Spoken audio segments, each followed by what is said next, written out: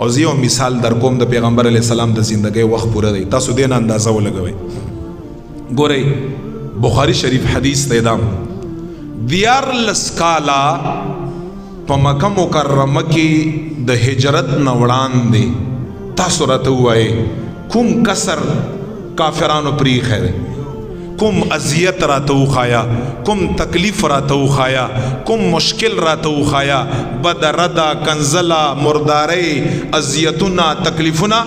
14 کاله پیغمبر علیه الصلاۃ والسلام مبارک له په مکه مکرمه کې د هجرت نه وړاندې کافرانو تکلیف ورکه، او څومره تکلیف یې ورکه، دومره تکلیف یې وله ورکه چې رب لا یزال صحابه او پیغمبر علیه الصلاۃ والسلام مبارک ته د هجرت حکم وکړ چې وطن ورته پرېږده. یا رسول الله مبارکه هجرت وکړه، پرېږده دغه خلک. لاړ پیغمبر علیه الصلاۃ والسلام مدینه منورې له 8 کاله یې هلته تېر کړه، او چې کله په 8م کال د هجرت باندې 100 زره 10 زره صحابه کرام، مخکې خو به 313 او 1000 به اوس تعداد زیات شوی، 10 زره صحابه پیغمبر علیه الصلاۃ والسلام مبارک سره راله او مکه یې فتح کړه. دې خبرې ته غوږ ونیسئ ښه. 14 کاله تکلیفونه نبی علیہ السلام نه هیر نه دي. ابو جهل تکلیف بچا نه هیرږي، د عتبه او د شیبه تکلیفونه بچا نه هیرږي، د عقبه ابن ابي معيط او امیه ابن خلف دغه تکلیفونه به خلکو نه هیرږي، ولید ابن مغیره چې حضور مبارک ته کوم تکلیفونه رسولي، کعب ابن اشرف دغه خلکو تکلیفونه هیرږي.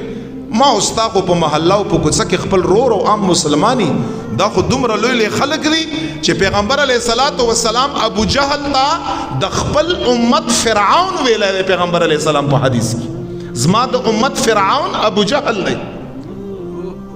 خو چې کله مکه فتح شوه پیغمبر علیه السلام صحابه سره صحن د حرم ته ننوته، 2 رکعاته مونځ یې وکړه د شکرانې چې خدای پاک مخکینی وطن بیرته الله جل جلاله راکړه.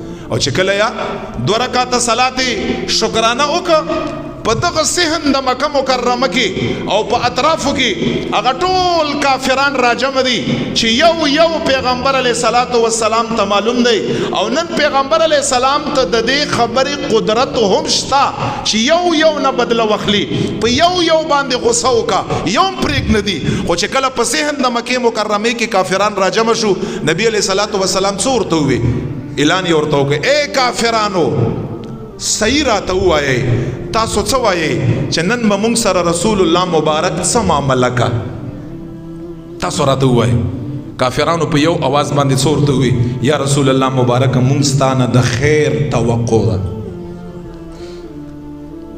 چې چا سره 10 زره کسانی در 14 کالې چاله تکلیفونه ورکړي، د وطن په پرېښودو باندې مجبور کړی، څومره اذیت مالی جانی بدنی او لور کړی، او نن قدرت ورته حاصل دی په حرم د مکه مکرمه او په صحن کې ولاړ دی، او کافرانو ته یې تاسو څه سوچ دی؟ نن به موږ سره رسول الله څه یا رسول الله موږ ستانه د خیر توقع ده.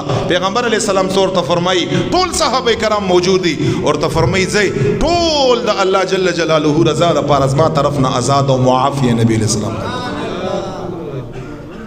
اے صحابو زنانو ته به څه نه ولوایئ، بوډاګانو ته به څه نه ولوایئ، ماشومانو ته به څه نه ولوایئ، مال مویشیه ګډې بيزي هغې ته به څه نه ولوایئ، باغونو ته به وله اور نه اچوئ، باغو ته به څه نه ولوایئ. ځئ زما طرف نه دغه ټول خلک معاف دي. پیغمبر علیه السلام فرمایي